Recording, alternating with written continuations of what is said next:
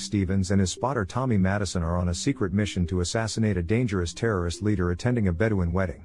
Tommy talks about how they have been stuck there for 3 months now, and he tells his friend about not being able to see Jenny, Tommy's lover.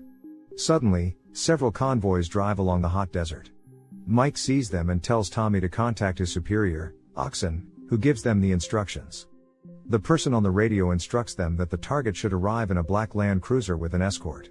Mike uses his sniper to check on the Land Cruiser that is gray and not black. Tommy tells him that it's still a Land Cruiser. Then Mike notices a group of people walking to a specific destination to meet up with the convoy. The superior gives further instructions as to who the target is. Target is Saeed Asif, 65. Tommy confirms the target is locked. As Mike is about to shoot the target, he sees a woman climb out of a small tent attached to a camel. He realizes that it is a wedding ceremony and hesitates to shoot. Mike doesn't have a clear shot, so Tommy informs Oxen, but they are told to neutralize the target. Mike is still hesitant whether the person he is about to shoot is truly the target. Tommy orders him to shoot the target. He stops and moves his position thereby causing a glare off the sniper scope. One of the enemy's men discovers this and they begin shooting bullets. The 2 US soldiers run away to hide. As they jump down a hill of sand, Tommy breaks his GPS watch. They run and hide in an area while the enemy drives to where they are located. Tommy contacts Oxen to take them out of there. Oxen asks for their new position, but since his GPS is broken, he cannot give their exact coordinates. As the enemies look around, Mike shoots at a cliff to distract them. What are you doing? As the enemies leave, they are warned about a pretty heavy sandstorm coming their way, forcing them to retreat, leaving Mike and Tommy behind. Seeking an immediate evacuation, the two are instructed to find their way to a village where they can be picked up once the sandstorm stops. As they walk through the heat of the desert, Tommy tells Mike that he needs to call his son because he has never missed a schedule calling him. Tommy talks about his son and what they talk about. Mike stays quiet throughout, and Tommy thinks he is probably going to propose to Jenny. Tommy tells him that it's complicated. Oxen informs them that they cannot detect any guerrillas in their area, but once the enemies get their boss back to safety, they will come looking for them. They are instructed of the new extraction location that is far enough from their hideout and sandstorms. Since ground vehicles were not requested for the mission, and halos cannot fly over, the duo will have no choice but to cross the desert. Later, they spot possibly 2 locals crossing through an area of the desert. As another sandstorm is approaching, the wind blows off a sign indicating that the land around it is dangerous. The duo steps down the hill and heads straight. Later, as they are walking, the sign is carried by the wind and flies in front of them, landing close to Mike's foot. Mike picks it up and sees the sign. Tommy reassures that those are signs to keep enemies away from the villages. He concludes that they are close to their destination. Mike dictates that there's roughly 33 million landmines buried in the area. Tommy tells him not to get paranoid. He said that they have 2 options, either turn around and die of dehydration, or proceed to the village which is probably an hour away. Tommy knows that the latter is better, so he proceeds straight forward while Mike follows along. As they take a break, Mike finds a toy soldier on the sand and puts it in his pocket. Tommy is shaking from dehydration and exhaustion. Mike offers his partner his water bottle. Tommy takes a drink from the canister as his hand shakes. Tommy now gets a little energy back from drinking and moves on. Mike follows him slowly and notices footprints on the sand that have a specific direction. Meanwhile, Tommy is facing Mike as he continues to walk backwards as he moves forward. Tommy steps on a landmine, it clicks. Mike calls for Tommy, but it's too late. Mike steps forward and hears a click. Witnessing a strong explosion in front of him, Mike can only hear muffled sounds. He sees Tommy laying on the ground with his legs blown off, screaming in agony. Unable to make another step, Mike begs Tommy to check the radio, but since Tommy is in so much pain, he isn't able to reach it. Mike makes him reach for his front pocket for the morphine.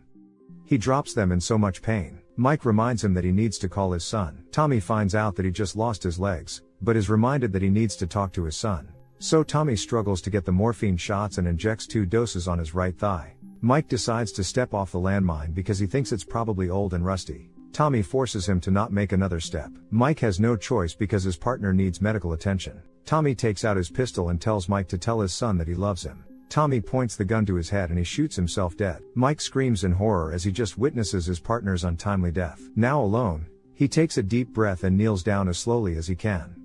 Afterwards, he takes out his knife and buries it carefully in the sand. He hears a metal click and realizes that he is in trouble. As he is doing this, A man spots him from far away. Later, Mike figures out a way to reach for the radio. He uses a rope and ties it on a metal weapon. As he kneels, he fails miserably to get the radio bag. So he stands up as slowly as he could and he successfully grabs the bag. Unfortunately, the radio doesn't have any batteries as it is on Tommy's front pockets. So, Mike uses a device that helps the radio recharge via solar power. The radio eventually turns on after hours. Mike tries to contact his superior and informs them that his partner is killed in action and tells them that he is in a critical condition and needs immediate help. When asked what critical status it is, he tells them that he stepped on a landmine. They then ask for his mission status, which has failed. The superior tells him that he is 2 hours away from the village. They tell him that he will have to hold out for a few days before he can be rescued. Mike is informed that a convoy was pinned down by the enemy around the border. He tells him that if everything goes well, he can be picked up in 52 hours. The supervisor suggests trying the Schumann maneuver as his last resort. Mike tries to listen to the instruction, but the frequency becomes unclear until the transmission dies. He gets irritated at the fact that he left there alone with no other choice. He puts an alarm on his watch to set after 52 hours. Later, after he eats the energy bar he has left, the rapper flies away in the opposite direction. He realizes that a sandstorm is headed his way. So, he quickly puts on his equipment and prepares for the impact. He holds on tight as the air comes rushing in. He manages to survive what seemed like hours of sandstorm. He comes to find Tommy's body is blown off closer to his direction. Mike apologizes to Tommy and drags his dead body closer to him. He takes Tommy's hat and covers Tommy's face. Mike then goes through his pockets to get the batteries and he finds a photo of Tommy's wife and son. He folds it neatly and puts it back inside his pocket. Mike then turns to look for the location of the radio to find that it is several meters away from him. 43 hours left on his watch. He realizes that he no longer has any water. He shoots at the sky twice and calls for help. He then decides to put the pistol on his head to kill himself. He finds the same man who saw him earlier. The stranger speaks English enough for them to start communicating. Mike warns him not to make another step because he is surrounded by landmines. The stranger asks him if he is sure about the mines. Mike then points at the body of his friend. The stranger tells him to no longer worry about his friend because he has found peace. While Mike is still alive, he has to make a next step. The man walks in a zigzag manner to him and asks for his bottle. Mike hands it over to him and asks the stranger to grab his radio. The man simply tells him that the radio is no longer good since there is no music and he cannot be dancing. He then suggests the soldier to take the next step as he walks away. Mike is convinced that he is stepping on a landmine, but the stranger tells him that he needs to keep moving on. Later, Mike pees on a container where water is usually stored. He tells himself that it's better than nothing. As he is about to take a sip, he sees a girl carrying his water bottle and running towards him in a zigzag manner. She hands him the water bottle and Mike takes a drink from it. He asks the little girl to thank her father for him, but she doesn't understand him and just smiles. The girl takes out a toy soldier from her purse and shows it to him. Mike takes the toy soldier from his pocket and gives it to her. He then asks her to get his radio, but the girl doesn't understand him and runs back to where she came from. That evening, he hears a desert dog growling close to him. He fires his gun to the sky as a warning. Hearing the sound of Tommy's body being dragged away, he points the flashlight to witness it. He then hears a growling animal in front of him and tries to shoot it with his rifle. Having no more bullets, he uses his pistol to shoot at the animal. It steps on a landmine and explodes.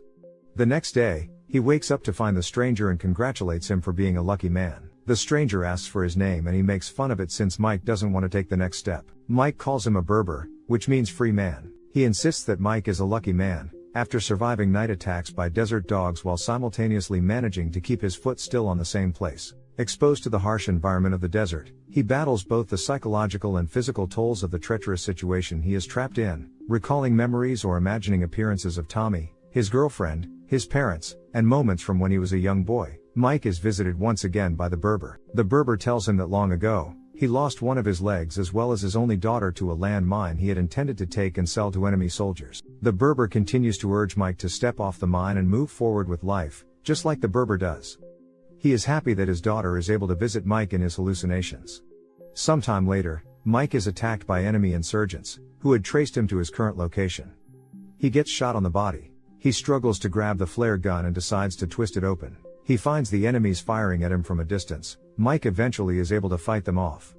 Exhausted and completely dehydrated, Mike then reluctantly decides to accept the Berber's advice, having grown weary of his predicament. He steps off the mine, only for it not to explode. He digs and discovers that what he had assumed to be an